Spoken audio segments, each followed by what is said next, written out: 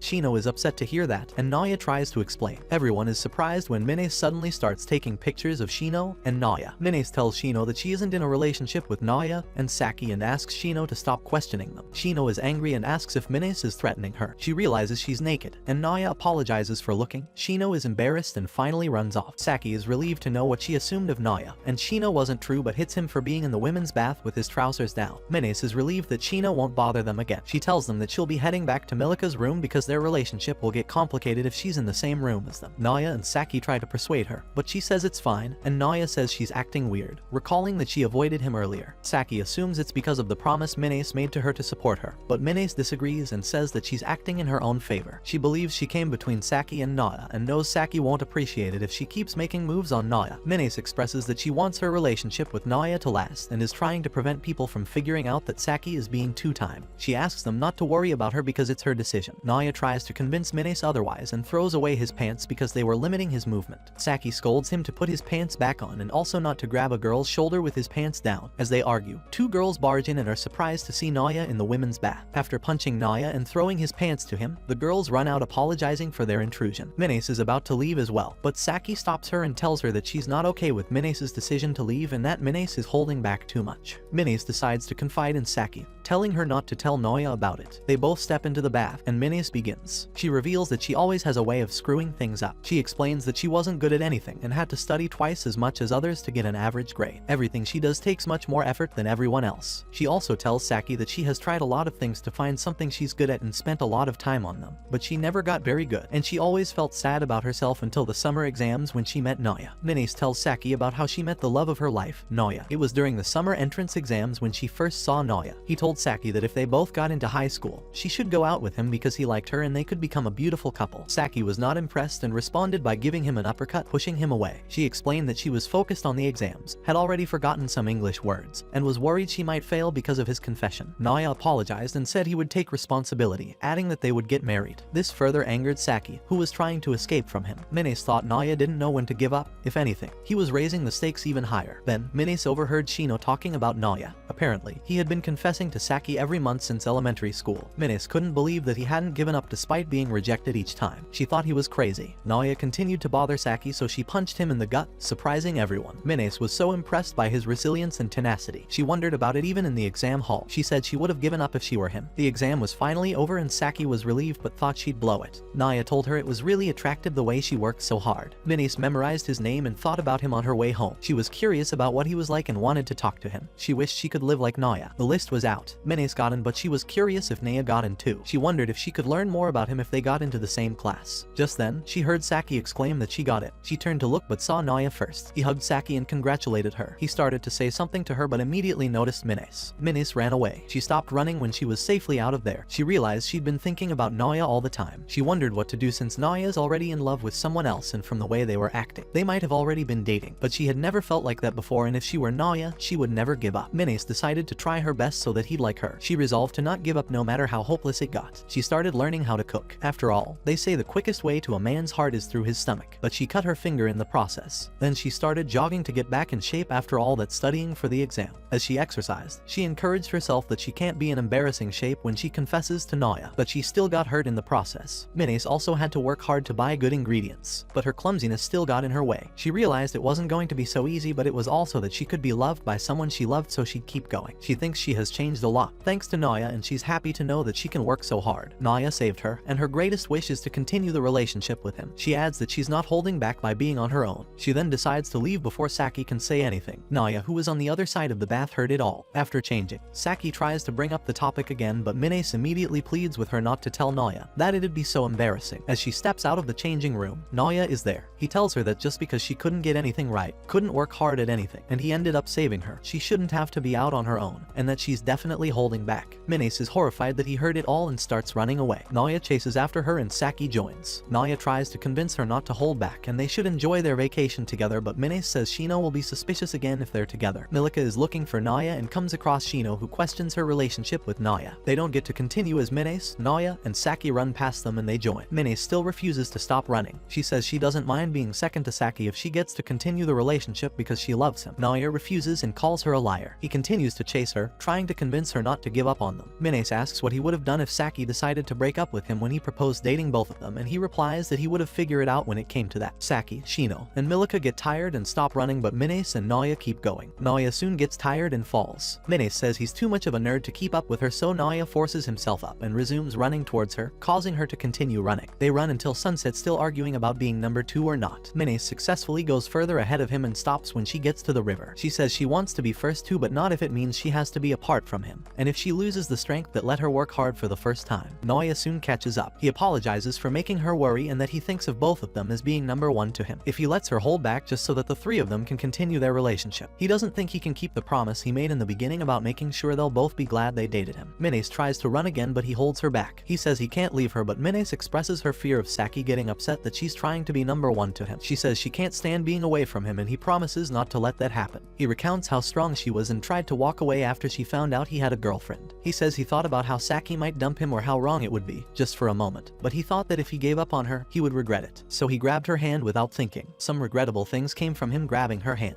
but there wouldn't have been any regret greater than if he'd given in to worry and given up on her. He reassures her that he won't leave her to be alone no matter what. Manise asks what he'd do if she keeps pushing, and Saki gets tired of his two-timing. He answers that he'll hear out what she doesn't like and work to solve it. Saki, Shino, and Milika finally find. Shino questions what exactly their relationship is. Minise decides to trust Noya. She apologizes to Saki and announces herself as Noya's girlfriend too. Shino asks Saki if it's true. She confirms to Shino that Noya is two-timing them, then pulls Minise, and 3 of them run away. Minise says she doesn't know if if they made the right choice, or if it's going to work out. But if she can be with Noya, it's alright. When get home from the hot spring trip, Shino invites them to her house to explain the two-timing situation to her. She didn't want someone to overhear them, especially for Saki's sake. She says she's disappointed in Noya. He and Saki have been close since middle school, and yeah, he's kind of off up close, but she thought he was hardworking and studious. She asks him to explain what he's doing two-timing. Minise wants to explain, but Noya stops her. He says it's because he met Minise 2 months ago and fell in love with her. He had no choice but to date both of them. Shino disagrees. She says Saki should have stopped him the moment she found out. Noya says he's not going to go behind Saki's back. He tells her that he went to ask Saki if he could two-time her. Shino says it's crazy and is disappointed at Saki for accepting it. They then decide to go home, but not until Shino confirms that he can make both girls happy. Noya says he plans to meet Saki's mom and tell her about the relationship. The girls are surprised. Shino says he's messed up. Noya also wants Shino to accept them because she's Saki's precious friend. Saki gets the phone from him and cancels the message, promising to give him an earful at home. When they leave, Shino thinks about Noya. She thought he'd just become a lousy person, but he is just his usual self, and that's why he just can't be two-timing. She says he can't fall in love with someone besides Saki, never. She tells herself that he's her friend's boyfriend. How is she supposed to give up on him now? She decides to make them stop so she can make herself give up. Shino is looking at a picture of Noya, Saki, Manise, and Milika on her wall. She describes Noya as honest and studious, but sometimes an idiot. She admits that Noya has been dating her best friend Saki and recently found out that he's also with Manise. Shino is angry about Noya two-timing Saki and believes that such infidelity is unacceptable. She also knows that Milika is interested in him. Shino always believed Noya was an upright person despite his oddness, and she feels that he should only be with Saki. Just then, she gets a call from Saki, but she's upset with her, so she tells her she doesn't want to speak with her. Saki complains that Noya had done something bad with Manise. Shino is shocked and goes to Naoya's house. She is upset after realizing that Saki lied to her, and Saki apologizes. Shino asks why she has to help Manise study, and Noya explains to her that Saki came up with an idea to spend summer break together, participating in many couple events. He also promised to spend all his savings from the part-time job he took during the summer break. They were all excited to make the best out of the summer until they remembered the exams before the summer break. They realized that if they failed the end-of-term exams, they would have to take remedial classes and their summer break would be canceled, ruining their summer plans. Saki assumes that it would not happen since she is not dumb enough to fail 3 exams. However, the problem lies with Minase, who apologizes for being dumb. When Noya asks how much she has studied, she informs them that she was so happy cooking for Noya that she could not study at all. Noya then offers to teach her, but he could not be of help because Minase finds it difficult to understand as he doesn't have any study or learning techniques. They're worried about what to do, and Noya asks Saki if there is anything she can do to help Minase. Saki reminds Minase that she told her not to hold back when it came to Naoya, and she knows that if Minase ends up having remedial classes, she will have Naoya all to herself. Naoya is surprised, but Saki tells him she is kidding and tells Minase the answers instead of helping her solve them. It is 2 days until exams, and Naoya realizes that they're too slow. He wishes they had someone who is better at school. That's when Saki recommends Shino, but Saki is skeptical about reaching out to her because she had been awkward after finding out about their relationship. However, he persuades her, and she finally gives in and contacts Shino. Shino now understands the reason they want her to help Minase study. Saki asks Minase where the tea is, and after Minase responds, Shino realizes that Saki and Minase are familiar with Naoya's place. She confesses that they have been living together. From Shino's reaction, Saki realizes she has not told her about it before. Shino's surprised that they are living together and calls them idiots. Naoya tells her that he suggested it so they could get to know each other better. Shino asks about Naoya's parents, and he tells her they're out of town for business. She suddenly realizes and asks if they've done it, but Saki disagrees. Naoya supports her by saying that they decided to wait. Shino can't believe it, and Naoya tells her to focus on helping Minase study. He begs her that their summer memory is at stake. Shino does not care and tells Naoya that she's trying to get him to stop two-timing. She then makes to leave, but Naoya stops her and tells her that in return he's going to delete the picture of both of them and ask Minase for her phone. Minase gives him the phone and he deletes it, surprising Shino. She asks him how he gets leverage if he deletes it first. Naoya agrees but tells her that he can't threaten her with it. Minase joins in, begging her and Saki too. Shino finally agrees for Saki's sake. They praise her and she tells them to stop. Shino asks Minase what she needs help with. Minase tells her everything, and Shino wonders if she's that stupid. Minase apologizes, but Shino recognizes her efforts and Minase is happy and relieved. Shino encourages her to give it her all and that she's got some time. Minase promises to do her best, and Naoya says he'll help Minase with the chores. Shino gives Minase all her notes to copy from. Naoya asks if Shino is tired and proceeds to rub her shoulders, and she shouts at him to stop. Shino is trying all she can to help Minase perform better, and Naoya offers to buy drinks. Saki, who is on her phone, asks him to get gummies too. Shino scolds her to study too. One day before the exams, Shino is still helping Minase study. She checks Minase's work and compliments her performance. Everyone is grateful to Shino, who is exhausted, and asks why Minase is so calm when Naoya is two-timing her. Minase ignores Shino's question and thanks her for tutoring. Shino reminds her that she still hates her, shocking Minase. Shino tells her that she only helped her because Saki asked her to. Noya praises Shino for helping Minase regardless of her reasons and tells her that she's an amazing person. Shino is touched but becomes upset, saying that she hates the way he talks to just anyone like that. Naya apologizes. After the exam results are out, Minase passes and she's excited. Naya thanks Shino for her help help. Saki exposes that Noya had to study hard to earn his usual grade, and he promises to do better. Saki and Minase are happy they get to have their summer break as everyone passes. Shino then asks to live at Noya's place during the summer break as a reward for tutoring Minase, surprising everyone. Noya asks why. Shino tells them that now she's aware that 3 of them live together, she has to do something about it by watching Noya up close and confronting him with evidence that two-timing doesn't work. Noya turns it around by saying that it means Shino is going to find their problems, analyze them, and help them develop a plan to improve. He appreciates her for being so nice. Shino is upset and corrects him, stating that she's trying to find evidence to prevent him from two-timing. Shino still insists on living with them, and Saki is happy about it. Just then, Milika appears at the window, and they are surprised to see her. She is angry that Noya would not let her stay in his yard, but is willing to allow Shino to stay in his house. She asks if Noya loves Shino, and he quickly denies it, leaving Shino disappointed. Noya tells Milika that if Shino can see them up close, then she may understand how serious their relationship is and then approve of it. Milika feels it's unfair and is determined to join them, but Noya disagrees. Milika is sad and leaves, telling them that she won't let anyone into Noya's place if she's not allowed in. Milika sets up a blockade in front of Noya's door, and Noya is confused. She reminds him that she won't let anyone in unless he allows her to stay too. She asks why Shino gets to stay with them, but she can't. She agrees to stay in the yard as long as she's able to spend the summer with Noya. Saki suggests that they wait until she needs to use the bathroom, but Milika tells her that she's not going to make the same mistake again. She shows them an easy-to-use toilet bag she has, and they're surprised and ask if she's really going to use that, and she agrees. Then Saki calls her shameless. Milika tells them that she'll cover herself so they can't see, but Shino believes Milika can't go through with it. Milika is challenged and tells them that they don't know her. She's about to go through with it when Saki asks if she's going to do it in front of a guy she likes. Milika feels embarrassed and confesses that she can't do it. She resorts to begging Noya and telling him that she loves him, but Noya still disagrees. Milika starts making a fuss, and Manase finds it cute. Milika says she thinks Shino has a crush on Noya, and Noya asks Shino to confirm, but Shino denies it, saying he's her friend's boyfriend. Milika insists that Shino is lying. Saki asks what they should do, and Noya says he has an idea and pulls out his phone. Milika assumes it's the police and begs him not to, but Noya tells her that it's not that big of a deal to involve the police. Milika is shocked to see her sister Risa. Saki calls her cute, and Minase asks how Noya knows Risa. Noya narrates that one day in class, Milika asked him to come over to her place, but he refused. Milika then offered him a bottle of water, and as he drank from it, he passed out, and Milika wheeled him away to her place. Noya is still unconscious when Risa asks to confirm if he's the one Milika likes and proceeds to tell her that she doesn't mind rooting for her. Noya wakes up and is confused about where he is. Milika informs him that he's in her room and introduces him to Risa. He's still confused, and Milika reminds him of their conversation at the hot spring where he told her he was an only child and envied having siblings. She tells him that if he marries her in the future, he'll have a chance to have a sister like he always wanted. She concludes that if he likes her sister, then he'll want to date her. Risa questions Milika's intelligence. Milika asks Risa to proceed, and Risa starts to act cute. Noya is taken aback by her cuteness, and Milika tells Risa to put in more effort. Risa agrees and sits on Noya, continuing her cute act. She also decides to change into something cute. Noya tells her she's cute in every outfit she shows him and concludes that she's cute in anything. Risa is happy that Noya calls her cute, and Milika is jealous. Risa continues her act and tells Noya that she wishes she had a brother like him. Noya gives up, admitting he also wants a sister like Risa. Milika is excited it worked and then takes the opportunity to ask Noya again if he would go out with her, but he still declines. She tells him that Risa has more in store and reveals that Risa is also a metuber and works hard. She also tells him that Risa is better at gaming than she is and doesn't use her breasts as clickbait, but still has a lot of subscribers and confesses that she's proud of her. Noya still stands his ground and rejects Milika. When she asks why, he asks her if she would be satisfied with him going out with her just so he could have a sister. Milika tells him that she would do anything to achieve her goal of going out with him. Noya asks if she wants a boyfriend who would be with her just to get close to her sister, and Milika realizes that Noya is right and that she won't be happy with the situation. Noya is glad Milika finally understands, and before leaving compliments Risa by saying she's really Milika's sister because she is cute, and tells her that he wished she could have been his sister. Milika finds comfort in Noya's words and interprets that Noya means she's cute too. Saki is amazed to discover that Risa is a metuber and plans to subscribe to her channel because she's cute. Risa grabs Milika and tells her that she's embarrassing her, but Milika says they shouldn't let her sister take her back. She then asks how Noya was able to contact her sister, to which he told her that they exchanged email addresses through Matube. Milika is surprised that Risa has Noya's email address and begs her for it on their way home. A few days later, Milika comes back with a rental agreement for the apartment next door to Noya's. She tells him that since he hasn't agreed to be with her, she can just use the power of money to be close to him. She's satisfied with her decision, and Risa tells her to make a lot of videos or she'll go broke. Noya is surprised that it's legal, and Saki expresses her worries. Regardless, they still plan to have a lot of fun during the summer break. Shino is determined to stop Noya from two-timing, especially since she's moving into his house for Saki's sake. She also wants to be able to give up on Noya too. When she rings the bell, Saki comes to let her in. Shino scolds her to get a grip, seeming annoyed to stay with them. Saki apologizes and the rest welcome her. Shino is uncomfortable with the clothes on the floor, so she starts folding them. Minase wonders how Saki and Shino became friends since their personalities are so different. Saki says they just hit it off, and Shino narrates that she had just transferred schools because of her parents. She is walking through the hallway when Saki gasps. Shino asks who she is, and Saki is amazed, saying she had seen a cute girl with smaller breasts than hers, so Shino flips her. Shino continues that Saki comes after her, apologizing surprising for saying that out of nowhere. Shino shows Saki her position, and Saki is impressed that Shino is in first place and scored 100% on every test, telling her that her name is cute. Shino goes ahead to show Saki that she's also good at sports, and Saki is really impressed, telling her that she's a full package. Shino then asks her why she would care about her breast size when she's a full package, and Saki tells her that is a different matter and they should stick together. Shino tells Saki that her life is going to be on a different level from Saki's, and even if they become friends, they'd have to stop seeing each other soon. Hence, Saki has wasted her time and would feel jealous of her. Shino tells Saki that when they grow up and happen to walk on the same path, they can be friends. Saki doesn't give up and asks Shino to play a game with her. She says they should be friends while they're still young and cute, and she's confident she won't get jealous of anyone with smaller breasts. Shino is getting irritated and disagrees, telling Saki she doesn't have a gaming system. However, Saki brings out a second one and tells her that she used her New Year's allowance to buy another one. Shino asks if she's crazy and didn't think that there was a possibility of her disagreeing. Saki tells her she was only thinking about gaming with a cute girl. Shino has no choice but to agree, saying she doesn't want to waste Saki's money. Saki is excited and tells Shino that she loves her. Shino continues explaining that Saki just kept following her around, and over time, they became friends. Saki chimes in that she loves cute girls. Noya says Shino was already friends with Saki when he met her, so he didn't know their story. He feels that Shino has always cared for Saki and apologizes for worrying her about the two timing. Shino tells him to expect her that summer and asks to be shown her room, to which Noya points. Inside the room, Shino heaves a sigh of relief and thinks to herself how she ended up meeting Naoya because she became friends with Saki. She stares at his picture and recalls that it was a month after meeting Saki. They're on their way back from school when Naoya suddenly appears and confesses his love to Saki. They're surprised and Saki tells him no one asked and pushes him. She drags Shino away, but Shino is concerned about Naoya. She admits that she first loved his honest eyes, the boy with sincere eyes who confessed to Saki once a month and kept showing up when she was with Saki, but got rejected every time and never relented. Shino approaches Noya and suggests that he try something else. She confesses that she never wanted to get involved. Noya recognizes her, and Shino tells him that there has to be a better way to get Saki to go out with him, as he's too awkward. She advises him to try a different method, like not confessing for a while, as it might draw her attention that way. Naoya agrees with her but says he's going to keep confessing because he wants her to know that he loves her. Shino realizes that she is already drawn to his genuine eyes. She gets a hold of herself and apologizes for thinking he was an idiot. She says she has realized that dating is not the most important thing to him, and she is amazed, but there has to be a better way. She suddenly remembers Saki's birthday and asks what Naoya's plan is. He says he plans to give Saki 100 roses, but Shino tells him she'll help him pick a present. At the mall, Naoya wants to get a push-up bra for Saki, but Shino tells him she's going to kill him. He suggests getting a ring too, and Shino tells him it would be cringe. She jokes about him getting a pack of gummies instead. When Naoya believes it, she clarifies that she's joking and says although she believes that Saki would appreciate it. Naoya comments on their closeness, but Shino says that she's just putting up with Saki because Saki is persistent and vulnerable. Naoya tells her she's very kind, and she asks them to keep moving. They get to the clothes section, and Shino informs Naoya that Saki wears clothes from there often and asks what he thinks. Naoya tells her to put it in for reference. Shino does, and Naoya calls her cute, and she tells him to stop. Inside the dressing room, Shino wonders what's wrong with Naoya. She admits that Naoya was kind of weird, but he was earnest, and she didn't mind spending time with him. As Shino was about to fully undress, Naoya whispers from outside that Saki is there. Shino is shocked, and Noya doesn't want Saki to see him so she will not think he's being unfaithful or ruin the surprise, so he tries to figure out where to hide. Shino has no choice but to drag Noya into the dressing room. She is embarrassed and tells Naoya not to look in her direction, but he tells her he already saw while he was coming in and apologizes. Shino is upset that he's always honest, and he tells her it is beautiful. Shino is more embarrassed and asks him to stop. Naoya also thanks her for helping him and praises her kindness. She tells him that he keeps praising her for being nice, but she's not nice. She is privileged and just has the capacity to deal with other people's problems, and that is all it was. Naoya insists that she's kind because she uses her capacity for other people instead of herself, and he thinks she's a fantastic person. Shino shyly tells him that he can't say that to anyone besides Saki. Naoya then realizes he can see Shino's underwear, and she pushes him out, calling him a fool. Naoya thanks Shino again for her help on the way home. He hands her a present, and when she opens it, she sees a bow. She thanks him, and also warns him not to speak to her going forward because he'll be in trouble if they get too close, and she falls in love with him. This surprises Naoya, and he wonders what to do as he's in love with Saki, but thinks Shino's really attractive too. Shino tells him that she's joking and that she's rooting for him. Shino admits that Naoya is a really good guy and that Saki definitely likes him. Shino tells herself that Saki is her friend and that she shouldn't want Saki's boyfriend. When she comes out of the room, she finds Naoya asleep on the couch and immediately gets a text message from Saki informing her that she is shopping with Manise for the huge dinner that night. Shino admits that she still hasn't gotten over Naoya and wonders if she will be able to move on once she kisses him, but as she is about to, Saki calls out to her. Shino is shocked and Saki asks what she is doing. Shino stammers and tells Saki that it's nothing. She tries to come up with a lie and finally says that Naoya had some nose hair and she was plucking them. Saki believes her, saying she would do the same and that there was no way Shino would kiss Naoya. Shino is relieved. Saki informs her that she rushed home to catch a live stream she'd been meaning to watch. Shino asks Saki for the bathroom and Saki points her to it. In the shower, Shino tries to get hold of herself, wondering why she tried to kiss Naoya, and worse, Saki saw her. She knows that it would be over if she actually kissed him and Saki caught her. Shino is determined not to let her guard down and focuses on ending Naoya's two timing so she can give up on him. As she steps out of the shower, Naoya comes into the bathroom bathroom, and they are surprised to see each other. Shino rushes to cover herself, and Noya looks away and apologizes. He recalls that the same thing happened at the hot spring, and he forgot to receive punishment, so he dials the police and reports himself. Shino gets a towel to cover herself and tries to get the phone, and they end up struggling for it. Shino tells Noya that she has no problem as the victim. Noya asks if she is admitting that it's okay for him to see her nude, but she disagrees. She finally gets the phone from Noya but slips in the process, and Noya tries to catch her. Saki feels a vibration from the fall, and Noya asks if Shino is okay, but she's too embarrassed to speak. Noya is grateful that Shino held onto her towel, but Shino is afraid that Saki might find them in that position, and her fears are true when she sees Saki staring at them by the door. Saki is angry to see them in the same position again, and Shino convinces her that nothing happened. But as she stands up, Noya sees her body and she screams. Shino is embarrassed that it hasn't been up to a day yet, but Noya tells her he already saw her at the hot spring, so it's okay. She tells him that doesn't make it better. Saki finally asks Shino if she has a clumsy streak. Shino makes it clear that she's going to put an end to their two-timing and leave, and tells Noya to be ready for her. Saki tries to convince herself that it's nothing more. Dinner is set, and Noya tells Shino that it's her welcome party, but Shino is not impressed. She asks Noya if he's stupid for throwing her a welcome party when she's only staying with them to wreck their two-timing relationship. Noya tells her that they all decided to welcome her stay because Saki is her best friend, and whatever her intentions are, he wants to value her because she values Saki. Saki and Manise agree, and Noya tells Shino that they're going to have a good time together, and in the end, he'll make her approve of their relationship. Shino tells him she will never accept and tries to walk away, but Manise begs her to have dinner with them since they worked hard on it for 3 days because they thought they would get closer if they ate together. Shino finally agrees but tells Manise that they're still not going to be friends. Shino appreciates the food, making Manise happy. She also comments on the cost of the ingredients, and Manise tells her that Noya paid for them with the money he earned. Minise offers her more food, and she says they're all good. She praises Minuse's efforts to become a good cook, and Minise tells her she's honest even though she hates her. Shino tells her that the food still lacks nutritional balance even though it tastes good. She proceeds to cut some vegetables and adds them to their dinner, saying they need to eat vegetables or they'll get sick. Manise thanks her and tells her she's so kind, and Noya would appreciate her even more. Shino realizes what she has done. Saki tells her that Minase committed herself to cooking to impress Noya. Shino asks Minase if she fell in love with Noya when she already knew he had a girlfriend, and Minase agrees. Shino is angry and asks if she has any idea of what she's putting Saki through. Noya comes to protect Minase, and she tells Shino that she doesn't think she can understand how much she has put Saki through or how much she will put her through in the future in order to keep her relationship, but she feels guilty about it. Shino tells her to end the relationship then, but Minase tells her that she loves Noya, and he assured her he would never let her go, and she has decided to stay with him. She tells Shino that she would love to be her friend, but she has no intention of breaking up with Noya. Shino praises her assertiveness, and Saki suggests they all try to get along, but Shino disagrees and says she hates Minase even more, and she'll do more to end the relationship. Minase tells her she won't back down. On the day of the firework festival, Shino tells Saki that the fireworks would be the perfect setting for her to get closer to Noya and outdo Minase. Reluctantly, Saki agrees to try her best to set the mood for their first kiss. Shino is surprised to learn that Saki and Noya haven't kissed yet, while Minase has, despite joining the group later. Saki is apprehensive, and Shino questions what Saki has been doing all this time. Saki argues that Minase only kissed Noya on the cheek, to which Shino asks if Saki has done the same. Saki disagrees. Shino asks her seriously what she has been doing, and Saki explains that they have been friends for too long and she doesn't think she can suddenly kiss him. Shino then takes her to Noya and Minase and asks her to kiss Noya, surprising everyone. Saki whispers to Shino, reminding her that she said she would set the mood at the fireworks festival. However, Shino insists, stating that Saki hadn't kissed Noya because she couldn't set the mood, and questions how she's going to set the mood, and if she plans to kiss him, she can never set the mood. Saki feels defeated, and Shino adds that it's because of Saki's attitude that Noya is two-timing her. Noya is confused but agrees anyway. He sets the mood by lighting a candle and asks to kiss Saki. Saki is taken aback, and Noya approaches her and tells her that he loves her. He also tells her he loves her smile and how honest she is. Her heart is pounding, and she suddenly breaks the mood, saying it's uncomfortable. Noya asks if she doesn't want to kiss him, and Saki tells him she didn't expect it to be like that. Shino cuts in and tells Saki to be serious, and Minase tries to encourage her. Saki is confused that Minase is okay with it. Minase tells her that Noya wouldn't two-time Saki if she didn't get in the way, and she'd like to kiss Noya for real someday too. Noya then tells Saki that he has fallen in love with two girls, and it may be hard to believe, but his feelings for her have not changed at all since he fell in love with her. Saki is touched but asks if he's going to kiss her on such an ordinary day. Noya continues, saying that she's always charming and cute. Based on Saki's reaction, Noya asks if she doesn't feel like kissing him, and she disagrees and says she's always wanted to. She takes his face in her hands, and everyone is expectant, but as they lean in close, Saki changes her mind and pushes him away, saying it's uncomfortable. Minase goes to check if Noya is okay while Shino scolds her, but Saki tells Shino that the situation just gave her confidence for the fireworks festival. On the night of the fireworks festival, Saki calls out to Noya that they're all set, and Shino is not okay with following them, but Saki insists. Minase is concerned about Noya liking her outfit, while Milika says she's the most good-looking. Shino questions why Milika is there, and she replies that it's to seduce Noya. Noya steps outside and is impressed by everyone's appearance. He compliments Saki and Minase, and then Shino. When Shino asks why he cares about her looks, Milika asks Noya to look at her too, and if he's happy to see her, but Noya bluntly disagrees. At the festival, Minase and Saki are discussing the beauty of the event when Noya approaches them. He tells them that they should make good memories, to which they they both agree. Saki imagines that a kiss might happen and suggests they visit the stalls first. Noya buys a lot of food and asks Saki to choose what she wants. Saki tells him that she skipped lunch so she's going to eat all of them. Saki's enjoying all the food when Milika shows up with a chocolate banana to offer to Noya because he likes bananas. However, Saki takes a bite from it instead because she knows Noya would not want it. Noya confirms Saki's words when he tells Milika that the chocolate flavor overwhelms the banana flavor and rejects it. Milika excuses herself to go make videos promising to be back. Noya asks Minase what she would like to do and Minase tells him she proceeds to play and is able to win a lot. Saki and Noya are impressed and she tells him it's the only thing she's good at. Noya tells her that she is amazing and Minase is touched. Shino interrupts and tells her she's too close, and as she drags Minase away, she slips and Noya ends up catching her by her chest. Shino is embarrassed, Noya apologizes, and Saki calls her an accidental perv. As they leave the stall, Saki and Minase comment that they had a good time. Noya then asks Shino what she would like to eat, but Shino tells him to focus on Saki instead. Saki and Minase go to check something out, leaving Shino and Noya behind. Shino expresses her concern about Minase, who came along when Saki dated Noya first and even kissed him. She insists that Saki is not okay with it and advises Noya to set the mood for Saki and have eyes only for her. Noya tries to mention Minase, but Shino cuts him off and urges him to go watch the fireworks with Saki. She tells him it's about to start and they realize that they've lost Saki and Minase. Not realizing that Noya is not behind them, Saki fantasizes about kissing Noya, but Minase then realizes and calls her attention to the fact that they have not seen Noya. Shino, on the other hand, asks Noya to call Saki, but he's out of range, so they can't contact them. Shino yells at him, calling him an idiot. As they look for Saki and Minase, Shino gets frustrated, fearing they wouldn't get another chance after that day. She warns Noya that another girl might steal him if Saki doesn't get it together. When they can't find Saki, Shino suggests they split up. However, Noya is found carrying a girl whose sandal string broke and she lost sight of her friends. Shino is upset that Noya is helping a stranger, but he insists. As they argue, Shino gets more frustrated and tells Noya to find Saki while she takes care of the girl. But then Shino's sandal string breaks and she falls. Noya asks if she's okay and she tells him to hurry up and find Saki. Noya refuses to leave her and carries her as well. He starts running and asks the girl where she's supposed to meet her friends. She points in the opposite direction, so Noya has to turn and run in that direction. Shino was worried about Saki missing the fireworks and questions what Noya will do if he can't find her before it starts. Noya is torn but knows he can't leave Shino while she's hurt. He tells her that Saki cares for her and he does too. Shino's heart starts pounding. She tries to adjust but almost falls, so Noya grabs her backside and apologizes when she scolds him. The girl spots her friends and Noya drops her. She thanks him for helping her when he has an important thing to do, but he tells her it's okay. Noya then heads to get Shino treatment, and Shino appreciates his kindness and sincerity. She tells him that as she learns about him, she can't seem to understand why he would hurt Saki by two-timing. Noya stops, and Shino tells him that even if Minase confessed to him, he should have rejected her for Saki's sake. Noya confesses that he planned to do so at first because he loved Saki, but he realized it would only be because that is the normal thing to do. He remembers Minase and tells Shino that he thought he would regret it if it wasn't an answer that he was convinced was right. He also adds that if he had told Saki that he was in love with Minase, it would hurt her, and at the same time, if he rejected Minase, it wouldn't change the fact that he had already fallen for her. If Saki somehow found out that he had feelings for someone else, it would hurt her more. So he thought it would be wrong to hide something like that from someone that is important to him. Noya admits that it's probably just his ego speaking, and he's obviously in the wrong. Shino is still adamant that he should have kept it from Saki. She asks Noya to put her down in front of the first aid station, and he obliges. When he calls out to her, she tells him to quickly find Saki. Noya runs around searching and calling out to Saki and Minase when suddenly Milika appears in front of him. She's happy to finally see Noya, as she has been preparing for their time alone all day. She tells him that she would like to watch the fireworks with him, but Noya ignores her. Milika stops him and he tells her he's looking for Saki and doesn't have time to watch the fireworks with her. Milika reminds him that he gave her 5 minutes at the hot spring, and he tells her that that was the right thing to do. Milika tells him how she spent all summer recording a lot of videos so she could spend time with him. Noya apologizes and continues running, while Milika runs after him, confessing her love, but he rejects her, saying he's only in love with Minase and Saki. Milika tells him that he has not been treating her well lately, and he agrees that it's because he wants her to give up on him. Milika finally catches up with him and pushes him into a dark alley. She asks him to look at her and tells him that if he gives her his attention and still doesn't fall for her, she'll let it go. No odd. She tells him that she'll let Saki have him if he doesn't have time for her, but he should give her his time once in a while. Noya tells her that he wants to use all his time for Saki. Milika grabs Noya's shirt, asking if he saw her camping videos and that she made them hoping to go camping with him, and she also spent a lot of time editing them, guaranteeing that they'll make him want to go camping with her. But Noya tells her he doesn't watch her videos anymore, and Milika is heartbroken and starts crying. She tries to stop herself and asks Noya if her videos are not good anymore, and promises to work even harder to make them fun. Noya corrects her that is not the issue, and he doesn't hate her either. He tells her that he can't let himself fall for her. He apologizes before running off. The fireworks go off, and Milika realizes that Noya notices her. Saki is freaking out as the fireworks have started, but they can't find Noya. Minase informs her that the fireworks would last half an hour and suggests they split up and look for Noya. Saki agrees, and Minase tells her they should meet back in 20 minutes. As Saki is about to leave, Minase calls out to her and tells her she has an idea. Noya is still looking for Saki and Minase. He realizes he has to find them fast, so he starts running as he promised to see the fireworks with them and make memories memories together. He comes to a stop when he spots Minase, and they are happy to see each other. They run towards each other and stop in front of Saki's friend, who recognizes them, and Noya recognizes her too. Minase remembers that no one in school is supposed to know about their relationship. Manase quickly changes her direction and goes towards the candy stand, pretending she wanted to buy candy. Noya thinks it's cute, but Manase feels embarrassed. After buying, she loudly says that she is heading to the park, and Noya pretends he has something to do too and goes in the same direction, confusing the girl. They're out of breath, and Manase realizes that a lot of people from their class would be present at the festival. They're both relieved that they were not caught. Manase tells Noya that they should hurry before the firework ends. Naoya suggests they find Saki too, but Manase tells him that she'll be waiting there for Saki, as Saki agreed to her idea of spending time with Naoya if she found him first. She tells him that she wants to watch the fireworks with him and make pleasant memories. Manase tells Naoya not to worry because the park is dark and no one would find them. Naoya is touched and suggests that they watch the fireworks together. Manase agrees and surprises Naoya by holding his hands, showing assertiveness. There is an awkward silence, but Manase tries to start a conversation by complimenting the fireworks. Naoya acknowledges her efforts and decides to grant her wish by holding her hands properly. As the tension grows between them, Manase takes a step forward and lays her head on his lap. Not wanting to be defeated, Naoya carries Manase and she hugs him, surprising them both. Naoya suddenly realizes that they're not watching the fireworks, so they go back to watching. Manase is grateful to spend time with Naoya and confesses that she's happy. Naoya decides to apologize to Manase for the fact that they have to hide their relationship from others, but Minase tells him it's okay and that she is happier to be able to go out with him than she is sad that it's a secret. Naoya still insists that he knows he's put a heavy burden on her. Manase accepts that it may be a difficult relationship and they may face problems in the future. She approaches him, holds his hands, and assures him that being with him is worth it. She admits that although a part of her wants him for herself, she fell in love with the Noya that was in love with Saki. The romantic atmosphere created by the fireworks is interrupted by Saki, who is happy to see them. Minase excuses herself, keeping the promise she made to Saki to switch places. Before she leaves, she whispers to Naoya not to tell Saki about what they did because it was embarrassing. After Minase leaves, Saki immediately asks what Naoya and Minase were doing alone. Naoya refuses to tell her, and Saki finds it suspicious. She keeps asking him, but Naoya tells her it's embarrassing. She's upset, but he still insists he can't tell her. Saki is trying to hold herself back from getting angry, and Naoya tells her that they should focus on watching the fireworks and setting the mood to create beautiful memories. Saki loses it and punches Naoya, saying she's not in the mood. Naoya catches his breath and tells her that the fireworks are almost over and that he doesn't want to miss the chance to kiss her as he has in the past, and he doesn't want to keep making her wait. Saki doesn't respond, so he asks if she doesn't want to kiss him anymore. She admits that she does and questions why he'll make her say it. She calms down and agrees to watch the fireworks with him, saying it doesn't matter what he did with Minase, and she's just gonna do what she needs to do. Naoya takes his seat next to her, and they stay quiet for a while as Saki tries to calm her mind and focus. She catches a scent from Naoya and grabs his shirt, telling him that she just caught a whiff of Minase on him. She perceives a different scent and tells him it is from Shino, Milika, and another girl she doesn't know of. Naoya is surprised and asks how she can tell. She tells him that she remembers cute girl scents. Nervously, Saki asks what Naoya is doing with other women while she is gone. He assures her that it's nothing to be ashamed of, remembering his encounters. He tells her that they just made contact because of reasons, and Saki tells him it sounds shameful. He assures her it's nothing and they should watch the fireworks. Saki calms down again and guesses that Naoya wouldn't lie. They get back to watching. Saki tells Naoya that this is their first summer together and she'd regret not enjoying it. She continues that they have spent a lot of summers together since they were kids, but this summer is different because they're together and they're grown up. They both get in the mood and are about to kiss when Saki smells Manase's scent and complains that she can't focus at all, and that is the reason why she hates two timing. She keeps rolling as Naoya tries to get her to calm down so they can watch the fireworks. Just then, they hear an announcement that the firework has ended. Saki finally calms down and they are shocked. Minase cannot believe that the fireworks festival has ended, and Naoya excuses himself and dashes to get fireworks. When he gets back, Saki is speechless. He asks if she doesn't want them, and she tells him that it's cliche that they missed the fireworks festival, and he bought them sparklers instead. Saki loosens up and accepts, telling him it's not a bad idea. She tries to decide which one to pick, and Naoya takes that opportunity to apologize to Saki for causing her trouble by two timing and thank her for accepting him still. He continues, saying that he wouldn't have gotten anywhere if he wasn't going out with her. He remembers what Shino told him about Saki not being happy with another girl in the picture, so he asks her how she feels. Saki is deep in the conversation, and Naoya continues, saying that he wants to know how she feels about living together and everything that has happened with Milika. He then suddenly asks if she's happy that he started two timing. Saki hits him, asking if he's mental. Naoya tells Saki that he wants to hear the truth about what she thinks of their relationship and if she's hiding any pain. Naoya confesses that he is scared, but he wants to learn about Saki. Saki asks him what he would do if she told him that she was not okay with it, and he responds that he'll figure it out. Saki thinks for a while and tells Naoya that they should light the fireworks first. She goes ahead to light the first one and says it's been a long time since she played with fireworks. Saki then asks if Shino scolded Naoya, and he admits that she did. Saki confesses that she does get lonely. She reminds Naoya that he only used to look at her until he met Minase, and she realizes that she can't have his heart to herself. She tells him that even if she made a fuss and forced him to break up, Minase would still be on his mind. But she tells him that she still loves him because he's honest and doesn't know when to give up. She admits that she wanted to beat him up when he suggested two timing, but there was a part of her that was amused that he could lie to her even in that situation. Saki says she didn't know what to do in the beginning and she doesn't know how their relationship would go with Minase, but she's not worried about her relationship with him because he has always confessed his love to her over and over from way back, and she loves him because for years and years he had confessed his love to her, and she believes that he's going to continue loving her. Noya is moved, and Saki tells him that she may just be a fool and he doesn't have to worry about her. She tells him that she is grateful they get to do fireworks together, and every day ends up being fun, and she's happy so far. The firework burns out, and Saki stands to leave and tells Noya that he's going to have to do his best to convince her about the two timing, and if he ever does something nasty with Minase, she's going to end him. Saki then notices Noya crying and is speechless. Noya tells Saki that he's so glad that she's the one he fell in love with. Saki doesn't know what to do, and Noya approaches her and hugs her, promising to make her happy. Saki feels awkward and pushes Noya away, telling him that they should call others since they have a lot of fireworks. They all sit together, lighting and playing with fireworks. Saki comments that they have made good memories. The firework burns out, and Shino asks if Saki has kissed Noya. Saki is scared to admit that she forgot and tries to give an excuse. Shino wonders how she can forget, and Saki tells her not to worry about that and they should do some fireworks instead. She goes ahead to spin fireworks to distract Shino. Shino is concerned that nothing happened and questions if Saki is really serious about Noya. At Milika's house, Risa asks Milika how the festival was. Milika says that she got more from it than she expected. She remembers how Noya told her that he doesn't want to fall for her. She is determined not to miss the opportunity and sets a date to abduct Noya. It's the day after the festival, and Shino recalls that Saki and Noya did not share a kiss. She expresses her desire for Noya and Saki's relationship to work out and for Noya to only be interested in Saki so that she can give up. Shino's thoughts are interrupted when Noya asks what she wants to give up. Shino is afraid that she has been caught and asks to confirm if Noya had seen the picture on her phone. Noya is confused and she's relieved. Noya asks to know what's wrong, and Shino brushes it off. He also asks about the condition of her injury, and she admits it's better. She suddenly remembers and asks Noya why he didn't share a kiss with Saki. Noya thinks to himself and explains to her that a lot happened after they both parted ways. He tells her that Milika caught up with him and he did some stuff with Minase. That catches Shino's interest, and Minase overhears her name and assumes they called her. Shino goes up to Minase and asks what she did with Noya the previous day. Minase gets red in the face, and Shino asks to confirm that she didn't get ahead of Saki and kiss Noya. Minase disagrees immediately, and Noya tries to stop Shino, who ignores him and continues to pester Minase to tell her about what she did with Noya. Minase tells her that they held hands, but Shino is not satisfied and asks them to show her how they did it. They both hold hands, and Shino asks what else they did. Minase is frightened, and they both go ahead to display all they did on the festival night. After they're done, Shino asks if that was everything. Minase adds that they talked together while watching the fireworks and admits that they made good memories together. Saki is upset and yells, asking if Minase doesn't feel bad for Saki. They're both speechless, and she calls them idiots, then leaves. When Shino gets to her room, she acknowledges that Minase is the cause of everything. If only Minase was not present, then Saki would be happy and she can move on. Shino is not able to delete Naoya's picture, so she slides down the door and says it's not fair. She starts crying, confessing that she can't erase Noya. A package arrived for Saki. It's a camping gear set. Minase reads the arrival notes for Saki, and she is surprised. Noya asks if she signed up or something, but she's not sure. They also find a free campsite coupon. Meanwhile, Milika, who set up the whole plan, is hiding to listen to them as they agree to go camping. At the campsite, Saki is excited that the view is nice and the weather is good. Noya suggests they make some more memories and get even closer. Noya is in charge of setting up the tent, while Minase offers to cook. Saki can't believe the fact that she won camping gear and says that she's lucky. Shino mocks her that she is getting too timed but claims that she's lucky. Saki is embarrassed and tells her that there are some things she shouldn't say. Shino tells her that she's too carefree, and Saki asks if she's still upset about the fireworks festival, to which Shino replies that she forgot to kiss. She also asks if Saki wants Minase to steal Noya from her, but Saki says she's sure it would be fine and Shino doesn't have to worry about her. She jokingly asks Shino if she likes her, and Shino coldly responds that maybe she ought to hate her. Noya interrupts them and asks Saki to help him fetch some water because he is occupied with the tent. Saki agrees, but Shino takes the container before Saki can and asks her to stay behind and make sure Minase doesn't act out of line. While filling the container, Shino says that if only Saki can get her act together, she wouldn't have to keep thinking about Noya. Saki creeps up behind her and touches her breast, squeezing them. Shino is shocked and realizes it's Saki. She asks her to stop, and Saki tells her that she seems angry, so she thinks if she squeezes her and gets her in the mood, she might be less angry. Shino tells her she's not getting in the mood, neither is her anger reducing. Saki then continues squeezing, and Shino yells at her to stop, but Saki tells her that they're just so comfortable and compliments Shino's breast. Shino tells her to stop talking, and when Saki does, the silence is more awkward, so Shino tells her to stop squeezing in silence. Saki asks Shino if she seems helpless, and Shino agrees, telling her that there is nothing about their situation that would make her think otherwise. Saki apologizes for making her worry, and Shino asks her to get it together. Saki teases Shino but continues, and Shino ends up begging Saki to stop. Saki instead goes faster until Shino punches her away. They sit to talk, and Shino informs Saki that she is always acting silly, and Saki apologizes. Shino also tells her to start taking Noya seriously, and Saki argues that she does. Shino points out that if she did, she wouldn't leave him with Minase alone. Saki tells her that she left because it seemed like Shino also had something weighing on her and she could just leave her. Shino agrees with her, and Saki tells her that she can always tell when something is bothering Shino. Shino then asks Saki if she's not really into Noya, and before Saki can respond, she gets a call from Noya, who tells her to hurry back. Noya is struggling with setting up the tent, and Minase is also struggling with lighting a fire. They complain about how difficult it is, and Noya tells them that they would have to sleep in the open, and Minase adds that they won't be able to eat. Just then, they hear Milika's laugh. Everyone is not pleased to see Milika, but she knows how to build the tent and also help them light the fire. Saki is amazed. Milika also also shows him how to cook with the fire. Saki is surprised to see Milika at the campsite and assumes it's a coincidence, but Noya disagrees, suspecting that Milika followed them. Milika admits to sending them the free coupon and camping gear, explaining that she wanted to go camping with Noya. Noya is skeptical, thinking it's a trap, but Milika insists that she genuinely wants to be closer to Noya and share her cooking with him. Risa confirms that Milika is infatuated with Noya. Noya recalls rejecting Milika harshly in the past, but Milika seems unfazed and offers food to Saki and the others. Noya stops Saki from eating, fearing that Milika may have poisoned the food before. Milika assures them that she didn't drug the food this time, but Minase offers to cook for them instead. Saki acknowledges that they have a good chef with them. Despite trying to resist, Saki eventually gives in to the temptation of Milika's food, admitting that she loves pizza. Saki asks Manase for the food, but it turns out that it's burnt because Manase had trouble adjusting the heat. Milika reminds them that camp cooking isn't easy and boasts about her own cooking skills in popular camp cooking videos. Noya tries to calm Saki down, while Milika continues to boast about her culinary expertise. Saki's hunger gets the best of her, and she finally gives in, saying she doesn't care if the food is poisoned. She approaches Milika, and Milika agrees to feed her, but only after Noya has had some because she made it for him. Saki urges him to eat and he agrees, taking a seat but hesitating before finally taking a scoop. Noya compliments the food and Milika is happy. Saki can't wait anymore and picks up her food, and the rest join in. They all agree that the food tastes good. Noya asks Milika how she can be so indifferent after all he did to her on the day of the fireworks festival. Milika responds that it's because he's starting to like her. This surprises everyone, and Saki asks if she's out of her mind. She disagrees and says she's making an objective assessment. Saki tells Noya to tell her, but Noya is silent for a while, causing Saki to be concerned. He finally admits that Milika is right, leaving everyone speechless. Saki asks him again to confirm, and Milika laughs, saying that she knew it and that she just needs to keep it up, and someday she will have Noya. Noya gets a hold of himself and tells her it won't happen and that he's only a bit drawn to her, so it's fine. Saki hits him, telling him that nothing about what he said sounds fine. She keeps hitting him and calling him names while Manase tries to talk her out of it. Milika then tells Saki that maybe Noya gets distracted because of her violent nature. Saki considers what Milika says, but tells her that they've always been like that. Risa asks Milika if Noya already has a girlfriend, and Saki informs her that she and Manase are Noya's girlfriend. Risa is confused, and Milika explains to her that Noya is two-timing them with their knowledge. Risa then asks Milika if she fell in love with a two-timer, and Milika tries to explain, but Risa figures that she was trying to take Noya away from his girlfriends. Risa agrees, but mentions that even after asking him out, he has decided not to break up with them, concluding that he is stubborn, but that is one reason she likes him. Suddenly, Risa slaps Milika and calls her an idiot. She scolds her to go after someone who is successful and has good qualities, and tells her to go for a good guy. However, Milika insists that Noya is a good guy but is only two-timing. Risa doesn't agree with her. Saki interrupts them and asks why Milika was after another girl's boyfriend, and Risa agrees with her, scolding Milika for allowing Noya to two-time her. Shino also told Milika that she was being a nuisance to Saki and Noya and that she should move on. Milika refuses, but admits that she feels guilty for getting involved in their relationship. However, she believes she can't change the fact that she loves him. Her only option is to attack and break down the walls hindering her, so that one day she'll be able to be with Noya. She informs Saki that it seems like there's already a crack in the wall. Saki is angry and says that she will never let Noya and Milika be alone together again, and Manase agrees. Noya wakes up and Saki threatens him to tell her what happened between him and Milika later. He agrees, but tells her that it's true that he's kinda drawn to Milika because of her beauty, but he would never do anything to make them sad. He's not able to complete his sentence as he falls asleep. Minase realizes that she's also feeling dizzy and falls asleep. Saki realizes that Milika drugged them, and Milika admits to it. Saki is upset, and Shino falls asleep next, then Risa, and finally Saki. Milika is satisfied with her achievement and proceeds to commence her plans. It's nighttime, and Milika has set up a fire with Noya cuffed to a tree branch but still asleep. Milika stands beside him and watches him while he's asleep. Noya wakes up to find out that he's cuffed. He sees Milika and sternly asks why he's cuffed. He realizes that Milika drugged them and asks about Saki and Minase. Milika tells him that she took them to the tent to sleep, and he's relieved. Noya asks why Milika would go this far. Milika explains that she has realized that the reason he is cold to her is because he is interested in her, so she has to figure out how to make him fall for her. Noya tells her that that's not going to happen, and she insists that she just wants to be alone with him. Noya tells her that he wants her to stop. Milika is surprised, and Noya adds that he has no intention of falling for her. Milika brushes him off and tells him that he's already starting to fall for her. She's confident that she just needs to seduce him, and they'll figure out what to do next after that. Milika then undresses, surprising Noya, who asks her why. Milika responds that she remembers that Noya became distant towards her after they went to the hot spring together. Noya doesn't deny it, and Milika proceeds to conclude that her body turns him on. Noya then denies, and Milika is confused. He asks her if she'll be happy having him attracted to her just for that. Milika tells Noya that her body is a result of her hard work and reflects who she is better than anything else. She hopes that he will fall in love with her because of it. Noya is left speechless. Monica then asks if he started noticing her when they were talking normally on the festival day. She puts her clothes back on and suggests they talk all through the night. She has prepared a lot of food and invites him to share a meal and talk. Milika sits beside Noya and tells him that she enjoyed their last conversation even though it was just for 5 minutes. Milika confesses that she wants to get to know Noya better so she can fall in love with him, but then corrects herself, saying that she meant to make him fall in love with her. Noya admits that he is more interested in her now than he was at the beginning, but he is already in love with his two girlfriends. He explains that he hurt Saki by falling in love with Manase and doesn't want to hurt both of them. Noya then tries to pull his hand in an attempt to break away from a tree branch. He continues pulling pulling, and Milika asks him to stop as he is only hurting himself. He ignores her and tells her that if she does something like that again, he will reject her no matter what. Noya succeeds in breaking free and continues to tell Milika that he would do things that would seriously hurt her feelings for the sake of his girlfriends, and his mind is already made up. He gets up and walks away, but before leaving, he tells her to promise that she will give up on him. Milika is silent for a while, then suddenly cuffs herself to Noya, saying she loves that he's so upright. Noya is taken aback. Noya asks what Milika's aim is, and she replies that she's not done with him. Noya tells her that he's going to start taking drastic actions if she doesn't give up on him. Milika doesn't care and responds that she wants to spend as much time with him as she can to take her relationship with him as far as she can. Noya misunderstands Milika, but she corrects his idea of her. Milika then shows Noya the key to the cuffs and puts it in her shirt, thinking Noya would not be able to get it. She tells him that he should just accept that he can't get away. She then asks for his hand so she could treat his injury, but Noya disagrees and suddenly sticks his hand in Milika's shirt, surprising her and leading her to punch Noya. When she asks him why he did that, Noya tells her that he is determined to reject her with full force if she's going to be aggressive. Milika struggles to get the key from Noya as he's telling her that he only has eyes for Saki and Manise. Noya begs Milika to stop because she's just going to get hurt more as she keeps going after him. Milika tells him that she has been prepared to be hurt from the start. She goes on trying to get the key from Noya while also telling him that the moment she fell for him, she knew it wouldn't be a simple crush and it would likely be unrequited. Noya protected her Metu channel, and that's another reason she loves him. She also loves that he's so loyal he wouldn't give her his time no matter what. She recalls their conversation in the hot tub and mentions that she loved him even more when he confessed that he enjoyed her videos despite the trouble they caused him. Milika attempts to kiss Noya, but he dodges, leaving her frustrated. She then pushes him down, snatches the key, and explains that her YouTube channel wasn't doing well, with stagnant views and various other issues. However, she didn't give up and tried everything she could. She confesses that she eventually resorted to revealing cleavage to earn views, admitting that it's lame, but believes it's even lamer to give up. Milika tells Noya that she doesn't care about what others think and loves that part of herself. She expresses her willingness to endure pain because she won't give up on him. Noya is speechless, and then Milika receives a notification. She asks Noya to look at the sky, and they both marvel at its beauty. Milika tells Noya that they have just crossed midnight and informs him that it's her birthday. Noya is surprised as he didn't know, and Milika continues to say that she's been to all kinds of places to make videos, but the night sky there is the prettiest, so she wanted to see it with him on her birthday. Noya softly tries to convince Milika to stop trying, but Milika tells him that she doesn't mind if he rejects her again or if their relationship doesn't end well. She chooses to live a life full of many memories with him, and that is who she is. Meanwhile, inside the tent, Manise and Shino try to wake Saki, who thinks that it's time for dinner. Shino tells her to get a hold of herself, and Manise explains that they were drugged by Milika, and when they woke up, Noya was missing. They suspect Milika must have abducted him. Saki cannot believe it and yells that they should look for them. Back in the bush, Noya asks to clarify everything Milika has said, and she confirms it. She adds that no matter how much Noya avoids her, she would do anything it takes to go after him. Noya considers reporting to the police, but Milika tells him that he should not, as she'll do it in a way that is barely legal. She tells him that even if she gets hurt or miserable, she'll not give up on him. Noya figures that there is no point in hurting Milika and asks her what she will do if after everything he doesn't fall for her. Milika thinks for a while and tells him that if she runs out of ideas, she'll give up, but warns him not to expect her to give up so easily. She tells him that there are so many things she would like to do with him, like going on dates and making videos together. She's also determined to show him everything she likes about herself, like her cleavages and underwear. Noya asks if that's all she wants to do, and Milika adds that she also wants to live with him. She says that if she can't, she'll set up a camp in his yard again. Noya stands and gives Milika permission to go ahead. He tells her that she can do anything she wants to try to seduce him. Milika is speechless as she didn't expect it. She asks to be sure that he means it, and he confirms that she can do anything. Noya also says she can live with him, but he'll also get the chance to look at her cleavages and panties and do anything that is not naughty. Milika wonders how he can say all that with a straight face, but asks again to confirm, and he agrees. Milika is happy, but Noya tells her that there's a deadline of 5 months. He also tells her that in exchange for setting a deadline, he'll stop avoiding her and he'll pay attention to her. Milika remembers their interaction at the festival. Noya tells her that he wants her to do everything she wishes with him and will accept her, then reject her properly. He also mentions that until he can reject her, Saki and Manise would be worried. He concludes that he needs to face her properly before he rejects her. Milika tells him that he's always extreme and he could have just rejected her, as she knows she's being a nuisance. She wonders how he can be serious about it, but admits as she uncuffs herself that that is one of the things she likes about him. Milika tosses the key to Noya and accepts the 5 months, saying she'll melt him into a puddle. She also says that they're going to do so much in the period and tells Noya to be prepared. Noya uncuffs himself and wishes Milika a happy birthday. He brings a table of food and suggests they eat together and watch the stars, but reminds her that Saki and Manise might be worried, so they can't take too long. Milika is happy and asks him to taste the cake. When he does, Noya tells her that he loves the cake. Afterward, they sit and stare at the sky. Milika asks if the sky is as pretty as she is, and Noya agrees. Noya then decides to head back to Minise and Saki, and Milika follows him. Saki expresses that they are in trouble for being lost in the dark in their search for Noya. Saki tells Manise that Milika might do naughty things to him. Manase tells her that she doesn't think Noya would fall for it, but Saki tells her that Milika may do it to him while he's asleep. Manase tells her that she doesn't think Noya would fall for it, but Saki tells her that Milika may do it to him while he's asleep, and Manase asks if it's possible. Saki is embarrassed but says that guys can get excited while they're asleep. Shino tells them that they should be more worried about Noya, and Saki says that she can forgive Noya if he is asleep while Milika violates him. Saki is tired tired, and just then, they hear Noya call out to them. They're happy to see him, and he informs them that he went to the tent and they weren't there. He asks if they're okay, to which they agree. Saki also asks if he's okay and if Milika did anything to him. Noya is confused as to what she means, but as Saki explains what she means to him, Milika hits her and asks why she would think such. Noya takes the opportunity to tell them about him and Milika. He explains that some things happened, and Saki punches him, asking if he's seeing 3 people at the same time. Noya denies this and clarifies that he's not trying to date multiple people, but rather trying to get Milika to give up on him. Saki is relieved until Noya drops the bombshell that he plans to live with Milika until the end of the year and go on dates with her, allowing her to do whatever she wants for the next 5 months. Saki interrupts him by hitting him and sends him flying. Minise holds her back as Saki yells at Noya. Noya explains that he's doing this because Milika would not give up otherwise and is going to cause him to worry when she gets reckless again, so he has decided to give her a chance and made her promise to give up on him if he doesn't fall for her. Milika expresses confidence that she can make it happen, but Noya asserts that he won't fall for her and promises to prove his love to the others. He admits that he's not confident about not falling for her, but he knows he'll love them more. Minase is relieved, and Saki finally agrees, upsetting Shino. Saki explains that once Noya has his mind set, it is useless trying to talk him out of it. It's morning, and Saki suggests that they should enjoy camping instead. They have fun, and Saki says she's sleepy, so Noya suggests they head back. On the train, everyone is asleep except Shino, who thinks to herself that she might be able to move on if she goes all out like Milika. She also wonders why Saki is so carefree, and admits that she would never go along with it if she was in Saki's shoes. Shino rests her head on Noya's and thinks that she may be more serious about Noya than Saki is, and that she doesn't have to hold back. Milika enters the house and announces that she'll be living there for 5 months. She says she's going to seduce Noya by the end of the year. She then kisses him on the cheek as a starter. Saki asks Noya to tell Milika that what's wrong is wrong, but Noya says anything that's not the deed is okay. This disappoints Saki, Minase, and Shino. He says he'll let Milika do as she wants for the next 5 months because they promise that she'll move on if he hasn't fallen for her by then, and he plans on keeping it. Milika is shown to Noya's room. She sits on his bed and says she'll be living there with Noya. She adds that if he loses control and comes at her, it's alright too. Noya says he won't, and Minase supports that he'd never do such a thing. Saki does too, but Shino isn't so sure. Milika then pulls Noya to the bed and says they won't have a problem with her sharing a bed with him if they trust him. They disagree, but she still tries to convince them about sleeping with Noya. Shino asks Noya to just refuse, but he says again that it's okay. Milika is excited and suggests they start that very night. Noya says he and Milika can't sleep together every night, that's too much. He proposes to have days when he's sleeping with Saki and Minase too. He then goes ahead to include Shino, saying that he wants to prove that he would never mess with another woman. Saki agrees, as far as Milika gets fewer days. Noya says that the next 5 months aren't going to be easy, but even as he confronts Milika, he'll work on fostering a deeper love and trust with Saki and Minase. Saki suggests that they play rock, paper, scissors to decide who gets to sleep with Noya first. Shino wins. At night, Noya puts sheets on the ground to sleep in. When Shino comes in, he apologizes to her for the situation and offers her his bed. Shino takes off her pajamas to reveal her nightgown. Noya is shocked, but she asks him not to get the wrong idea that it's to test that he won't mess with another woman. She asks if he wants to do anything, but Noya says he's good and goes to bed. Shino is embarrassed, but goes ahead to lie down beside him. She says she needs to get a little more confirmation Saki asked her to. Noya says she's too good of a friend. She asks once more if he wants to mess with her. He contemplates but still maintains his stance. Noya then says he wants her to test him more for Saki. He wants to challenge himself to see if he can resist messing with her. Shino is embarrassed, but he begs. She tries twice, but he's still good, so she finally drops the gown from her body and asks if he'll ever consider her. Noya puts her shirt over her body and apologizes for pushing her too far. He adds that he's still not good enough as he can barely contain himself because she's so attractive. He then proceeds to ask her to help him train in resisting temptation. Shino is happy that she has a chance with him. The next day, they play rock, paper, scissors again. Milika wins this time. She's excited and says she'll seduce the hell out of Noya. Saki reminds Noya not to mess with Milika. He says he knows and will prove himself. He adds that he was just barely able to hold on the previous night when he slept with Shino. Saki and Milika are surprised and ask what Shino did, but she says she did nothing really. Saki calls Noya a lust monster, and he says she might be right. Saki turns to warn Milika, but she's not there anymore. Milika is panicking at the thought of Noya being a perv. She was just going to seduce him to make him notice her because she thought he wouldn't actually do anything to her, but now, if he could barely hold on against forehead Shino, a super cute, a busty girl like her would definitely get attacked, and it wouldn't be right doing that before they're in a relationship. But she still thinks her time alone with Noya is precious, and she resolves to make him realize that she's not that easy. At night, Noya prepares himself for Milika's naughty moves. However, Milika comes in a bear costume. She explains that she's wearing the outfit to hide her curves so he doesn't get any weird ideas, and she'll be filming all night. She threatens to send the video to Saki and Manase if he tries messing with her. Noya says he understands, and that if he were to succumb to his desires and make a move on her in any way, he'd have to take full responsibility by spending the rest of his life with her. Milika wants that, so she adds that if he wants to do naughty stuff with her, he'd have to dump Saki and Manase and go out with her for 3 months. Noya refuses, saying that he cherishes his girlfriends. Milika then unbuttons the costume, revealing her bust. She tries to entice him with them, but he still refuses. Frustrated, she says if she asks if he likes her or hates her, and he says he likes her, she'll take it. Noya says she's way too easy. He tells her that he wants her to value herself more. She apologizes, and he helps her to the bed. He then adds that if he had to choose between liking and hating her, he'd like her. Milika is happy and goes to bed. The next day, Minise recounts Noya's day. Work starts at 4 a.m., and then at home, he helps helps with Milika's videos, then games with Saki, and goes straight to studying after. She thinks he must be tired. As they return from grocery shopping, she realizes he's sick. She suggests that he rest, but he insists that he's fine. At home, Manase goes to Saki to play the game to decide who's sleeping with Noya. She asks Saki to play scissors, and Saki agrees, thinking that Manase wants to play paper and let her go first. She's surprised when Manase plays rock and wins. At night, Manase goes to Naoya's room. He tells her it's not that late yet, and he wants to study hard for them. She realizes he doesn't intend to rest and comes into the room like an angry nurse. Naoya is surprised at her costume but is snapped out of it when she throws him from the chair to the bed. He tries to speak, but she refuses to hear anything from someone who can't take care of his own health. She checks his temperature with her palm and then uses a thermometer, noting that he has a fever. He questions why she used her hand despite having a thermometer, but she shuts him up and orders him to get in his sheets and take his supplements, which he does. She then orders him to call work and tell them he's taking the next day off. He hesitates, so she makes the call herself. Manase asks if he sees how angry she becomes when he doesn't take care of himself. He apologizes but confesses that he kinda likes being scolded by her, adding that it feels like they're getting closer and he likes it. He also adds that she's cute in a nurse outfit with a miniskirt. She says if he's a good boy, she'll wear it anytime. Naoya yells that he'll have to be a good boy. The next day, Saki is thinking about her turn to sleep with Naoya. She decides that it's her chance to get way ahead of everyone else, as Naoya must have a lot of pent-up feelings. She then realizes that Naoya didn't go to work and asks about it. Minus explains that he wasn't doing well and was hiding it, so she called his work to let them know he's staying home, then took care of him. Saki is impressed at Minase's selflessness. She thinks Minase is a true heroine and she's an idiot and has to learn from Minase. At night, Saki goes to Naoya's room. She apologizes for taking so long and gives him Erotic magazine, saying it's her way of expressing her love to him. She says she knows he's thirsty and has been holding back, so he can get some release with the help of the magazines. She tells him of how she went to the park and looked under bridges and stuff to find them, instead of faking her age at the convenience store. She then asks him to think of it as her and use it a lot. Naoya is glad that she thought of him and says he'll use it a lot. While scanning through, he realizes he might end up with a habit of lusting after women, and it increases the risk of 3 timing. Saki sees that too, but she still wants to help him find a release. He has an idea and asks if he can take a picture of her. She thinks he wants to use her photos and lets him. It's embarrassing, but she thinks it might be better than having him excited about other women. After all, he's going to be thinking about no one but her. Naoya goes to the table and fixes a cutout of Saki's face to replace the face on the magazine. Saki hates it and punches him. Naoya thinks women are so complicated. Saki and Shino are looking at the beach booklet while Minase's busy cooking and Naoya is studying. Milika comes out announcing that she's finished with her laundry and she hangs her bra openly. Saki and Shino find this unpleasant, believing it to be a shallow attempt to get Naoya's attention. Naoya and Minase join them, curious about what's happening. Saki asks Naoya for his opinion and he admits that it's a bit exciting. Annoyed, Saki throws the bra away. Naoya tries to defend himself, saying he would be even more excited if he saw either Saki's or Minase's bra. He then borrows Milika's smartwatch to measure his heart rate while looking at each of them. Although Saki argues against it, Milika shows her bra to Naoya first. His heartbeat increases to 86 BPM. Saki is upset, but Naoya assures her he would feel even more excited seeing both of his girlfriends. Minase then brings out her favorite bra, and Naoya is thrilled that she allows him to see something so precious. His heartbeat spikes to 220. Saki still refuses, stating that even if she surpasses Milika, she wouldn't want to lose to Minase. Naoya reassures her, saying he loves both of them equally, so the value should be the same. With her favorite bra in the laundry, Saki pulls out the one she's currently wearing. Naoya is excited, thinking it's fresh and likely still has her scent. His heartbeat increases to 220, leaving the girl surprised that it's actually the same value for both of them. Meanwhile, Shino secretly wishes to try as well. Milika, feeling upset that Saki and Minase topped her, attempts to take off her bra, but they move to stop her. Shino trips and falls on Naoya. Her bra ends up right in his face. Naoya's heartbeat begins to increase. As he sees that it's getting to 220, he punches himself, stopping it at 219 and surprising everyone. Milika says it's cheating, but Shino defends that it was just an accident. She thinks to herself about how she's right behind his girlfriends and wonders if it means she has a chance if she keeps living with him like this. Saki goes to Naoya with the island booklet she was looking at earlier. She expresses her interest in going to the beach and tries to convince Naoya that it's summer and not the time to be studying all day. He agrees and asks which beach they're going to. Saki says Hawaii. Naoya apologizes that he cannot afford Hawaii and she should choose somewhere domestic. Then she chooses Okinawa. They look up the cost and Minise offers to pay her own way, but Naoya says his savings from work can manage one night. Sank is excited. They're all going. Saki goes back to Naoya to discuss something important about the trip. She thinks one night won't be enough as they'll be going home the next day after they arrive. Despite understanding their tight budget, she asks for 2 nights so that they can at least spend a whole day having fun. Naoya agrees and wants to borrow money from Milika, but Shino stops him. She asks if he's out of his mind wanting to borrow, and from Milika of all people. Saki confronts Shino for interrupting, but Shino asks her to stop making silly demands. Saki still complains, so Shino calls her dad to confirm his permission. Then she tells him that they have permission to use her family's vacation home in Okinawa. Everyone is surprised her family is that rich, but they're happy. Naoya promises to repay her and says he'll do anything for her. Shino agrees and says she looks forward to it. Saki starts a discussion about what they want to do during their 3-day trip. Minase wants to check out the aquarium, while Shino prefers to sit by the beach and listen to the waves. Saki shares that she wants to play on the beach, eat delicious food, and, in fact, she wants to become a part of Okinawa itself. Only Naoya understands her. Saki continues, saying that on the beautiful beach during a pleasant sunset, she and Naoya will have a barbecue together. Minase is surprised that Saki isn't planning for a kiss and questions whether she has forgotten about her relationship. Saki scolds herself for getting too excited about the trip and forgetting that she is a lady be in love. She declares that she and Noya will share their kiss on this trip. Shino bets that Saki won't go through with it again and assures her that she doesn't have to try so hard. Saki asks if Shino doesn't want her to try, then assumes it's because she loves her too much. Shino, relieved, simply agrees. At that moment, Milika enters and claims she will be the one kissing Noya. Minase chimes in, saying she wants to try her best too, not wanting Milika to get ahead of her. Saki accepts the challenge. They go shopping for swimsuits. Noya picks out swimsuits for Saki and Minase. He chooses a school swimsuit for Milika, telling her that it's good to cover up sometimes. Milika wonders if he's one of those guys who prefer less skin exposure, and so she buys it. Shino eventually brings in her choice, but Noya has already selected one for her as well, but so did Saki. Shino doesn't like Saki's choice, so she's left with hers and Noya's. After some thought, Shino decides to buy the swimsuit Noya picked and plans to say she likes the design if anyone asks why she chose it. She doesn't think anyone can find out about how she feels just from that. Milika approaches Shino and asks if she has a crush on Noya. Shino initially offers the swimsuit excuse, but Milika doesn't believe her. Just then, Saki walks up to them, prompting Shino to pull Milika to the bathroom. Shino attempts to deny her feelings, but Milika insists that she already knows the truth and is aware of Shino's attempt to seduce Noya that night. After more pressure and threats, Shino finally confesses her feelings for Noya, pleading with Milika to keep it a secret. She cannot let anyone find out that she has a crush on her friend's boyfriend. Milika agrees to keep Shino's secret but proposes an alliance. She wants Shino to ensure she gets plenty of alone time with Noya during their trip and to do everything Milika instructs her to do. Shino thinks it's like slavery and refuses it. Milika reminds her that she has no say in the matter and promises to give Shino some time with Noya as well. After thinking it over, Shino reluctantly agrees. Milika points out that while she pretends to be a good friend, she is actually trying to take her friend's boyfriend, which is pretty trashy. Shino argues that isn't the case, so Milika asks if Shino is open to a 3 timing, which Shino firmly declines. It dawns on Shino that she's unsure of her own intentions. Shino asks Milika if she isn't concerned about giving her a chance with Noya, especially if he ends up falling in love with her. Milika mocks Shino for not even being able to confess her feelings and claims that she doesn't see Shino as competition. Offended, Shino insists she won't allow Milika to have him. The two argue for a while, but eventually, they agree to ally and shake hands on it. On the day of the trip, the girls are excited and off they go to Okinawa. Noya, Saki, Minase, Shino, and Milika are on a plane, ready to take off. Noya panics because it is his first flight and he fears they might have an accident. Although he gets some consolation that the chances of the plane crashing are low, he's still anxious and promises to protect Saki and Minase no matter what. The plane ascends, and while Saki and Minase are excited, Noya is still freaking out. Naya's panic continues throughout the flight, and Milika has an idea to help him. She quickly holds Naya's hands as a way of easing him up. Saki is annoyed and asks Milika to go away, struggling to move her. Milika subtly signals Shino to come to her aid. Shino, who is bound by the deal she made with Milika to help her with Noya to keep the fact that she likes him a secret, is obligated to help. Shino advises Saki to allow Milika, adding that it might ease Noya. Illustrating, she suggests that they all help him relax. Both Saki and Minase are on board, and this makes Milika mad, but she joins anyway. Noya, in that moment, admits his mind is calm and he is no longer panicking until there is an announcement on the plane. Learning the plane would be entering an eddy current, the panic is back. Noya quickly holds all of them together, hoping to cushion their fall, even as Saki urges him to stop. Shino, seeing as staying too close to Noya might escalate her feelings for him, asks him to let go, and Saki looks at her as though noticing something. Noya doesn't let go and promises to protect them all, and Milika is liking this. The turbulence is soon over, and they're all relieved. The plane finally lands at their destination, and judging from the experience, Noya admits he hates aeroplanes. They take a bus to Shino's vacation home, and Saki and Minase admire the view and beach as they pass. Noya compliments Saki and Minase, saying that although the water is pretty, they are both prettier. The house is really huge and impressive, and they are amazed. Shino feels uncomfortable when Saki and Noya exaggerate their gratitude. Milika is excited and hurriedly asks Noya to go to the beach, but Saki stops them. Saki asks Noya if he has been looking forward to their swimsuits, and he affirms. She then asks Minase and Shino to join her in changing for the beach. Minase asks Noya to wait for them, and he replies saying he'll wait as many hours as it takes. They soon join Noya, who is setting up a shade at the beach. Saki tells Noya they wore the swimsuits he picked, and Minase asks him for comments. Despite the fact that he chose the swimsuits, Noya is still in awe as he sees them. He says they are 3 times better than he expected. He compliments how good-looking Saki and Minase are, and tells Shino he never thought she'd wear a swimsuit he chose for her, adding she was amazing. Shino tries to cover up by saying she just happened to like the design, and Saki says, disappointed, that she wanted to see the maid bikini. Noya compliments Milika, but with less enthusiasm than he did with others. Milika is surprised and thinks the swimsuit she's wearing might not be to his liking. Noya reassures her that he's not a creep. Feeling uneasy, Milika decides to change it to something she thinks Noya will find more alluring, and also plans a strategy meeting with Shino. Minase excuses herself to set up lunch, and Saki offers to help, but Minase insists she'll manage. This leaves Saki and Noya alone. As they sit by the beach, Saki expresses her hope of making good memories on the trip and whispers to Noya that she hopes they get to kiss. Saki then quickly goes for a swim, breaking the tension. When Saki leaves, Minase joins Noya and takes him aside to have a private conversation. She shares that she has something she wants to achieve during the trip. Noya misunderstands and asks if she's in heat, but Minase quickly denies it. She explains that she wants to make Saki really happy about the trip. Noya is eager to help and asks why Minase feels this way. Minase expresses her gratitude to Saki for being good to her and shares that she's always wondered what it would have been like if Noya had someone else as his girlfriend instead of Saki. She says she has been really happy every day and that her dream dream of being with Noya forever might actually come true. She feels it's possible now. She believes this is because Saki treats her as an equal, adding if it were anyone else, and she begged to be in a two-timing relationship. She doesn't think it would have been as fun as it is now. Manase adds that Saki has been looking forward to the trip and she might be able to repay Saki if she could at least make it memorable for her. Manase seeing Saki happy would make her happy as well and ask for Naoya's assistance. Naoya is really touched and excited. He hugs Manase asking what he could help with. She asks Naoya to kiss Saki during the trip, adding that she'll handle the good food, and he agrees after considering. Naoya asks if Manase is okay with him kissing Saki first, and Manase frankly admits she may not have been before, but now she'll be happy to see Naoya kiss Saki. Naoya is relieved and hugs Manase once again. Milika and Shino watch from a distance, listening to the conversation. Milika is annoyed, saying Manase is ruining things. She says if Naoya is going all out, she can't just assume it's not going to happen. She can't let Saki and Naoya kiss, and asks Shino in on the plan, threatening to expose her secret if they fail. She adds that Shino should help hook her up with Naoya, and Shino has no other choice but to agree, since she doesn't want her secret that she likes Naoya revealed. As they all sit under the shade, Naoya makes a bold move, asking Saki out to some nice place, though not disclosing the reason. Everyone but Saki knows, and she agrees. Milika holds Naoya just before he moves, saying she can't let him be alone with Saki. Naoya struggles to break free, and Milika signals Shino to help her, but Shino disapproves. She thinks since Naoya's intentions are obvious, it will be too suspicious if they try to stop the kiss. As Naoya releases himself, he promises to make time for Milika later, and he leaves with Saki. Milika blames Shino for letting them leave, although there was nothing she could have done. She says Shino didn't care much and threatens her by attempting to tell Minase her secret. Shino stops her and quickly runs into the water. She takes off her swimsuit, tosses it further into the water, and screams for help as it floats away. She specifically asks for Naoya's help, stating the possibility of her swimsuit getting washed away and her getting swarmed by party bros who will take pictures of her and blackmail her. Naoya buys this and quickly runs to the rescue. After he retrieves her swimsuit and she wears it to ensure he doesn't get away, Shino holds Naoya down, pretending she can't move because her leg is cramped. Naoya tries to help by holding Shino, but just then her leg actually gets cramped and she instinctively gives him an uppercut. Naoya is knocked out and Milika and Shino help him out of the water. Shino and Milika take Naoya back in and Milika tapes him to a bed. After Milika confirms the room can be locked, she gets the key from Shino, who is still exhausted. Shino wonders why she is in this with Milika. Given that Shino likes Naoya, Milika asks if Shino would have just watched Naoya kiss Saki if she hadn't told her what to do. She says that personally, she could never let that happen before Shino can reply. She adds, as she makes Shino leave, that Shino is so caught up in hiding her own feelings that she has lost sight of something more important. She says it isn't her problem though. These words get to Shino as she just stands outside. Milika is excited because of the advantage she has with Naoya being trapped alone with her. Shino, from outside, can't help but get worried about what Milika is going to do. Naoya is still tied to the bed while Milika stands over him in the locked room. Shino is banging on the door and calling out to Milika when Saki and Minase arrive. Shino informs them of what has happened and Saki becomes angry. Saki asks Shino if she has the key, and Shino replies that there's a spare key, so they go to look for it. Naoya finally wakes up and realizes that he has been abducted since he was tied to the bed with Milika standing over him. As Milika jokes about it being legal if done by a pretty girl, Naoya asks why she's doing that again. Milika bluntly replies that it's because Naoya is planning to kiss Saki. Naoya justifies that he's dating Saki and that there's nothing wrong with trying to kiss her, but Milika snaps at him, saying it'll be hard to get them to break up if he kisses Saki, as she'd become more precious to him. Milika adds she won't want to be involved in a love triangle and offers Naoya a kiss instead. Following the promise she made to Naoya, she goes for just a peck, but feels the need to do more after seeing Naoya's reaction, though she still avoids his lips. Her goal is to make Naoya obsessed with her, but it's not working. Despite her desperation, she can't stand the thought of Saki kissing Naoya. Shino overhears Milika's determination while standing outside. Just then, Saki arrives with the key, and Milika hears them coming. She escapes through the window just before Saki bursts into the room ready to throw hands. Saki is angry at first but calms down when Minase arrives with some food. While Saki, Minase, and Naoya are preparing to eat, Milika and Shino regroup to make a plan. Shino recounts what Milika told her in the room and Milika's determination. With a sigh, she says she couldn't be as shameless as Milika. After Shino clarifies her intentions with Milika, who misunderstood, Milika asks if she has any ideas on how to stop Saki and Naoya from kissing. Off the top of her head, Shino suggests that they make them eat lots of garlic. It is a good idea, and Shino gets to it right away, cooking a garlic-filled meal. Shino asks if Milika would have gotten in Saki's way if she was Saki's friend, but forgets about it since she assumed the answer already. Milika, although upset because of the assumption, agrees she would. She further adds she doesn't care about anything but what's important to her. Just then, Milika's garlic food is ready, and she runs off to give it to Naoya, who hesitates despite being forced. Shino is away from the others, standing by the waters and staring at the ribbon Naoya gave to her. As she wishes she had the same resolve and courage Milika has, she holds the ribbon to herself and says Naoya's name. Naoya immediately pops up as he hears his name. Shino is surprised to see Naoya there and asks what he was doing there. Naoya says Shino was acting cold and asked if she needed anything, seeing as she called his name. Shino denies calling Naoya and says it must have been in his head. Naoya notices the ribbon and appreciates her for keeping it all this time. He adds that Shino is kind for looking out for Saki as well and for lending them her vacation home. Naoya says this is how he thinks of Shino and that she matters to him, further saying he's available to help whenever she needs it. As Naoya continues to thank Shino for choosing to attend the same school as Saki, even though she could have gone to a better one, Shino thinks to herself about the truth. It was never really about Saki. Shino stayed in school to be close to Naoya and even lent her vacation home because she thought she could could have more chances with Noya if they stayed longer. She hates herself for this and calls herself pathetic. Before their conversation could go anywhere, the winds intensify and Shino's ribbon gets blown off into the water. Without hesitation, Shino jumps in after it. The waves are high, and just after Shino gets hold of her ribbon, the waves take her in. Noya jumps in after her, rescues her, and takes her ashore. Just as they catch their breath and are ready to head back to the others, they realize that they are on an uninhabited island. Shino's imagination makes the most of the situation as she thinks this might be an opportunity for her to get closer to Noya. She imagines living with him for the rest of her life and eventually having children if they cannot make it back. Noya finally spots the main island, but it's too dark to swim back. He suggests that they both spend the night there, and Shino agrees. Noya asks about the ribbon, and Shino confirms that it is safe. Shino realizes her mistake and apologizes for putting them in the situation they are in. Noya feels it is his fault, since he swam in the wrong direction, and apologizes as well. Since they're both at fault, they call it even. Noya says he's pleased to see that she cares for the ribbon, and adds that they should get back safely the next day and apologize to the others. Since they're on an uninhabited island, Noya suggests they make the most of it. Noya asks why Shino is so attached to the ribbon, but she quickly cuts in agreeing to making the most out of their stay. Shino says the first step to survival is securing water, and Noya spots a coconut tree. Shino volunteers to climb and get some, but she slips and falls on Noya. She quickly gets off and apologizes, as does he. Spotting a coconut on the ground, Shino picks it up, but a tree branch tangles with her swimsuit and pulls it down. Shino quickly adjusts her swimsuit and wonders why she always feels this way around Noya. She tries to explain that she isn't always like this, and Noya says he knows. He adds that Shino is adorable when she is like this, which surprises her. She asks why Noya says things like that to everyone, and he replies that he doesn't say it to just anyone. Just as Shino is trying to suppress feeling flattered and happy, a viper approaches. Noya grabs her hand and they start running. Although surprised, Shino reciprocates the grip and is finally smiling. She wishes she could be with him all the time. Noya and Shino are now back at the shore, panting and still holding hands. Noya realizes and quickly lets go, apologizing, but Shino says she doesn't mind. Shino starts sneezing, and Noya thinks it must be because of her damp swimsuit. He asks her to take it off, promising to look away and to make a campfire. When she finally agrees, Shino takes off her swimsuit, thinking to herself that she doesn't want her time with Noya to end uneventfully. Remembering all Milika said to her, she realizes nothing will change if she keeps on hiding her feelings for Noya. She summons up courage, moves out, and leans her back against Noya's as he builds the fire. She says she is cold and explains it would be warmer if they stayed together. Though Noya agrees, he says it isn't safe for her to lean on a guy who isn't her boyfriend the way she was. He states that if it were someone else, she would be in trouble. Shino asks Noya if he is safe, and he affirms, so she keeps on leaning. As Shino sits there, she feels Noya's warmth and wonders if his heart is racing as well, even just a little. She wonders what to do next, and just before she can make an attempt to get closer, Noya asks to confirm if she is warmer. Shino realizes she isn't heading anywhere and decides to make a bold move. She tells Noya that there's someone she has had a crush on for a long while. Noya is surprised but ignorant of who she's referring to. He asks if Saki knows, and Shino replies she doesn't. Shino says she could never tell anybody, but she wants Noya to know. Noya asks if she has told this person she likes him, but Shino replies that she'll only be causing trouble for the person and the person he cares about. Shino admits that she has been trying to give up on her feelings, but she just can't. She regrets falling in love in the first place, even though she can't help but fall more. As memories of her time with Noya play in her head, she expresses her desire for this person to love her back, but she is afraid to let the person know. As the fire finally starts, Noya quickly moves Shino closer to it. Noya confesses that he admires Milika's determination in pursuing what she wants without regard for anything else, but he also thinks Shino is amazing for caring about what is important to her, even if it hurts her. Shino notices that Naoya's palm is blistered from struggling to build the fire. Touched by his actions, she breaks down in tears and asks Noya why he would do this, with her face just over his. Noya responds that he's just doing what he wants to do. Caught in the moment, Shino can't hold back and kisses Noya. Noya is still in shock and just stares with his eyes widened. Just then, Shino realizes she has taken things too far and quickly stops. She thinks of what to say as Noya tries to overcome his shock and asks what that was. In the heat of the moment, Shino, unsure of what to say, reveals it was her first time and quickly regrets saying that. She is still looking for an excuse when she remembers what Milika told her. Shino stops to reconsider if she should tell Noya how she feels. Although she is scared, she feels this is her only opportunity and that she may never be able to do so again if she doesn't tell him now. As she begins to utter the words, Noya quickly draws her attention to the fact that she is naked. Shino screams in shame and flees back into the bush, and Noya apologizes. In her mind, Shino questions what is wrong with her and why she is always like that around Noya. Noya, after sitting quietly for a while, asks Shino if the kiss that just happened was a mistake and if her hand slipped. Shino doesn't really give an answer, so Noya believes it was a mistake. He adds he can't imagine she would have done that on purpose, and she agrees. Shino is thinking to herself that their relationship won't go anywhere and that she will just keep to herself. Noya suggests that Shino warms up by the fire while he goes to get more wood. As he is about to leave, Shino blurts out that it wasn't a mistake. Noya freezes in his path upon hearing this. Just then, Shino slumps. Back at the main island, Saki, Minase, and Milika are searching for Noya and Shino. They have been searching for a while, and Saki stops to catch her breath. She is tired and worried. Minase approaches and tells her that she can't find them, but they have left their phones. This causes Saki to worry even more. Milika joins Minase, panting. She tells Minase that someone has allegedly seen Noya and Shino get washed away. It is now morning, and back at the uninhabited island, Shino is still unwell. She has a fever, and Noya is looking after her. He fears that her fever is just getting worse. Shino tries to tell him it is just a cold since it has been chilly the previous night. She apologized for the trouble and for causing him to stay up all night to take care of her, but Noya told her it wasn't her fault. Shino tells Noya that he is kind and she appreciates that he didn't question her about what happened the previous night. She suggests they head back because the others must be worried. Noya asks her to sit back while he swims back to get help. Shino faintly protests, worried that it would cause him more trouble, but then she slumps again. She is breathing heavily and sweating excessively, showing signs of a heat stroke because she caught a cold after diving into the water. As Shino thinks about how much trouble she has caused Noya, he lifts her and dashes into the waters, swimming with all his might to haul her back to the beach. Shino mentions how far and dangerous it is, but Noya insists that she needs to get to the hospital quickly if she indeed has a heat stroke. He adds that there's no time to leave her behind and go look for help as he continues to swim vigorously. Noya tells Shino that he wants to help her and asks her not to worry about him. Shino says to herself that she will try harder to be more honest with Noya because she wants to be with him even more. Finally arriving at the shore, Noya is all worn out. Although Shino was up before him, Noya asks if she is alright. She warmly replies positively. Noya suggests they head back to the others, and Shino was about to address what happened the previous night when Saki calls them from a distance. When she finally arrives, Saki looks really worried and asks Noya how he is. Noya apologizes for making Saki worried and says he's alright. Saki is really relieved and bursts out in tears, saying she has been searching since the previous day. Shino, surprised, realizes she had it all wrong. She had never seen Saki look like this before. She reconsiders, thinking if Saki is actually serious about Noya. The thought that maybe she is more serious about Noya than Saki crosses her mind. Saki is relieved and asks Noya to never disappear again. Finally, Saki kisses Noya. Shino just stares in realization, and in her thoughts she calls herself an idiot. Back at the vacation house, Noya keeps apologizing to Saki for making her worried, despite the fact that she's fine now since he is safe. Minase admits she is glad Noya and Saki are back to their normal lives while Shino just sits there staring at them. Milika is absorbed in Noya's and Saki's conversation when Saki tells Noya that things still worked out since they still got to kiss. Outraged, Milika asks why Saki and Noya are acting off. Just then she realizes what she feared most must have happened and asks to confirm. Saki admits, subtly rubbing it in Marika's face. Milika only gets more upset while Minase hurries to congratulate Saki and Noya. Milika goes to Shino's bed and confronts her about the deal Shino made to stop Saki and Noya from kissing, and Shino simply apologizes. Minase is still questioning Saki about the kiss, and this pisses Milika off more. She pushes Noya, Saki, and Minase out of the room, leaving her alone with Shino. Milika asks Shino about what happened, reviewing the threat she made about outing Shino's secret as if hinting Shino disregarded it. She asks what happened on the island Shino and Noya washed up on. Though saying everything amounted to nothing, Shino tells Milika all that happened, including the kiss, and Milika loses her mind. She snaps at Shino, regretting why she was worried about her, and expresses she feels like beating Shino up. Milika then asks Shino if she confessed. Noya, Minise, and Saki are sitting in the main room. Saki mentions that she is hungry and suggests that they eat out, and the others agree. After discussing a few places they'd like to try, Manase brings up the idea of inviting Shino to join them, so they decide to head back to ask her. Meanwhile, Milika is still questioning Shino about whether she confessed to Noya. Shino explains that she tried to confess but then fell sick, and Noya ended up carrying her back. When they arrived, Shino saw Saki crying and decided not to tell Noya how she feels. She thought Saki wasn't serious about Noya, but now realizes she was wrong. Milika seems almost annoyed and asks if Shino is serious, to which Shino replies that it's fine now. As Saki and the others enter the room, Shino says there's something she wants all of them to hear. Shino mentions she's leaving their school. Saki is speechless. Shino adds she's transferring to another school, and everyone, including Milika, is surprised. Saki remains calm until Shino clarifies she isn't joking. Saki asks Shino why, and Shino replies that she doesn't think she should be around them anymore, joking she'll catch their stupidity and it will affect her future. Saki replies she has already caught it, and further says Shino's decision is sudden. She asks Shino if anything happened. Shino says she has done some thinking, still keeping Saki in the dark, and this annoys Saki. She says she has made up her mind, adding that she probably won't see Saki again, and asks her to take care of Noya. She thanks Saki for everything, while the others just stand and watch. Shino mentions she'll be taking the next flight and is about to leave the room when Saki holds her back. Saki confronts Shino, and Noya tries to separate them. Saki insists that Shino must not leave without revealing what she is hiding. Shino struggles with Saki as they exchange words. Shino refuses to speak about the problem, and Saki insists on getting an explanation. Shino asks why Saki is doing this and yells at her to leave her alone. Saki says she would rather fight Shino than let her leave without knowing why, emphasizing that Shino is her friend. Shino is deeply affected by Saki's words, but she finally manages to break loose and run out of the room. Noya holds Saki back, urging her to stay calm, but she still resists. Shino sits alone on the beach, lost in thought, when Milika joins her. Milika questions Shino's actions, saying that she tried to leave without revealing her feelings and that Saki confronted her. Milika suggests that it would have been better for Shino to keep her feelings to herself if she feels guilty about telling Noya how she feels. Mocking Shino, Milika asks how Shino couldn't figure that out and calls her dumb. Unable to hold back her emotions, tears stream down Shino's cheeks and she begins to cry. Milika continues to mock her. Shino, recalling her confrontation with Saki, admits that she didn't expect Saki to react so strongly. She shares that Saki sincerely confronted her, emphasizing their friendship. However, Shino reveals that it's because they are friends that she can't tell Saki that she likes Noya. She can't confess that she has had these feelings for a long time, or that she only wanted to end the two timing so she could move on, not because she was worried about Saki. Shino can't bring herself to tell Saki that she kissed Noya. Shino acknowledges that she has hurt Saki a lot and believes it's better to leave without saying anything. She decides to let go of Noya and walks away, bidding Milika Milika goodbye. Shino is at the beach with Milika. She says that Saki confronted her sincerely, but she can't tell Saki that she likes Noya because they're friends. Shino believes she just needs to move on from her feelings. However, Milika insists that there's no way Shino can give up so easily. She thinks Shino is just saying that in the heat of the moment and will have second thoughts later. When Shino hesitates to respond, Milika asks if she didn't really like Noya to begin with. Shino immediately affirms that she did. She recalls how she fell for him right away when they met in middle school. Although she held back because he was with Saki, she was just happy being around him. She still cherishes the picture she took of him and has used the ribbon he gave her for years. She even chose her current high school because he attends it. Milika agrees that Shino's feelings are quite intense and questions how she could simply give up on emotions like that. Shino decides to start by deleting the picture. Next, she attempts to throw the ribbon into the water but begins to sob. Feeling sorry for her, Milika says she will repay Shino for helping her get alone time with Noya. She mentions that being in love is painful and that she has no obligation to support Shino, yet she promises to do her best. She encourages Shino but adds that she'll get rejected in the end either way. With that, Milika runs away. Just then, Noya, Saki, and Manase arrive. Milika had texted Noya. Shino sobs more and tries to run away, but Noya stops her. He tells her that she's still hiding her feelings, and even he can guess what's going on. Although he hasn't shared it with Saki, he doesn't want to tell her based on his guess. Shino explains that she had misunderstood the situation, got ahead of herself, and made a mistake she shouldn't have. Noya guesses that she's holding back for Saki's sake, but asks her to open up anyway because he continues to urge her, and eventually Shino gives in to the pressure. She sobs that she didn't want to cause trouble for them and had been hiding her feelings for years. Shino is still hesitant, so Saki reminds her that her boyfriend asked to two-time her and all she did was smack him. Saki reassures Shino that whatever she's hiding, the worst that could happen is receiving a smack. Finally, Shino confesses her crush on Noya. Saki is shocked, but Naoya's quick apology snaps her back to reality. She is upset that Noya rejected her friend so easily. Manase points out that Saki is just confused and asks if she didn't see it coming. Saki replies that she thought Shino had a crush on her because Shino had always been really nice to her. She then hugs her friend and apologizes for not realizing that Shino liked Noya too. They cry together. Everyone is sitting around quietly until Shino comes downstairs with her bag. She apologizes again, but Saki tells her she doesn't have to, though she isn't sure what to say. Shino asks them to stop walking on eggshells. Milika mocks her about how quickly she got rejected. Saki tries to intervene, but Shino says it's fine and leaves. Saki prompts Noya to go cheer her up somehow. Noya finds Shino along the beach. She mentions that she wanted to talk to him too. Meanwhile, Saki watches from behind a rock. Noya apologizes for forcing her to confess in front of Saki and then rejecting her. He assures her that he'll do everything possible to prevent awkwardness between her and Saki. Shino confesses that she likes him and how diligent he is. She likes how he never gives up on things and how he looks at her directly. She likes how he likes Saki and likes his eyes. She kinda hates that he's two-timing though, but she just couldn't help wanting to be by his side. She then tells him she wanted to share her feelings properly when it was just the two of them. Noya apologizes, saying he can't reciprocate her feelings. When Shino asks why, he explains that he wants to make Saki and Manase happy, just as she thought. Shino reassures him that it's fine and that she feels better, but she asks if he can make the two of them happy, if he could still have room for her as well. Both Noya and Saki are surprised by this. Noya says he guesses that's how it works, but Saki is not pleased and runs out to stop Shino. Shino apologizes. She knows she got rejected really hard and she's a complete idiot, but now that she knows it doesn't help anyone if she just holds back and hides her feelings, she wants to become Noya's girlfriend too. Saki is left speechless. Shino asks for Saki's thoughts, saying she'll do her best to move on if it's an absolute no. Saki responds that it's all too sudden, so Shino asks her to think it over, but she won't give up until then. Then she leaves. Milika and Minise, who are eavesdropping, are surprised as well. As they return from their trip, Saki and Noya are still flustered. When they reach the door, Saki finally asks what they should do. She turns to Minise, questioning whether it's not wrong for Shino to ask to be three-timed. Then she realizes she's asking the wrong person. Noya tells her to calm down, but she can't. Their conversation is interrupted when Shino comes out of the house. She has been waiting with some sweets she made and asks Noya to try them. Shino is cute, which bothers Saki. However, Shino reassures her that she won't stand in her way. In fact, she offers to support Saki. She tells Noya that she'll help him study so he can pull off two-timing. Shino adds that he can ask her anything, and she will stay up all night to assist him every step of the way. Saki and Manase think it's incredibly attractive. Saki asks Noya what he'll do, but before he could reply, Shino says she'll support three of them and won't steal him like Milika. She says he can think about her after he brings his girlfriend's happiness. Noya can't think of a reason to refuse. Saki asks Shino if she's really serious. She is, though she knows she's an idiot and it's wrong, socially and morally. She's been talking down on two-timing the whole time too, but she likes Noya, and even if she can't have him to herself, she still wants to be by his side. The girls are moved. Shino apologizes to Saki, then to Manase for lashing out at her. She realizes how Manase must have felt and admits that she was just jealous. Manase encourages her to stand up, while Milika takes pictures of Shino. Noya turns to Saki and asks what they should do. She replies that she doesn't know but tells Shino that she expects to be amused. Shino thanks Saki, promising to do her best. Then, she approaches Noya and says she will do anything to ensure his two-timing works out. She also reassures him that he shouldn't worry about his finances. Shino then tells Milika that she'll be at odds with her since she prefers to have Noya to herself, but Milika seems unbothered. Saki suddenly remembers what she wanted to ask, the thing Shino said she should never have done. Both Shino and Noya panic. Shino stutters as Saki insists on an answer. Noya urges her to relax, but Saki refuses. Milika claims she knows what Shino did, but Shino decides it's best to confess herself. She admits that she kissed Noya while she was naked and pushed him down. down. Saki is furious. She punches Noya thrice for kissing Shino before her and continues to slap him repeatedly, calling him a filthy man. Shino intervenes, telling Saki that she snuck up on Noya and it's not his fault. Saki then turns her anger towards Shino, calling her the filthy one. She's disappointed in Shino, who once again apologizes. Saki then says it could have been really bad if she hadn't already kissed him. Minase realizes she's the only one that hasn't kissed Noya yet. Saki commands Shino to beg Minase for forgiveness and she does. Minase says it's fine, she just didn't want Noya so desperately that she'd act out of turn. She says she messed up and was a fool. Saki commands Shino to console her and she does, telling Minase that it's okay to try to get ahead and that she was kind for holding back for Saki's sake. Milika says to Minase that she's his girlfriend and still hesitating, that she'll never get a chance to do it, but Saki assures Minase that she'll kiss him someday. Saki suggests she kisses unconscious Noya on the floor, but Minase defends that it won't mean anything. She then says she'll share a beautiful kiss with Noya someday soon. She says she's fine, but Saki and Shino can tell that she's mad. Noya regains consciousness and says she's so cute when she's upset. He then promises her a romantic kiss.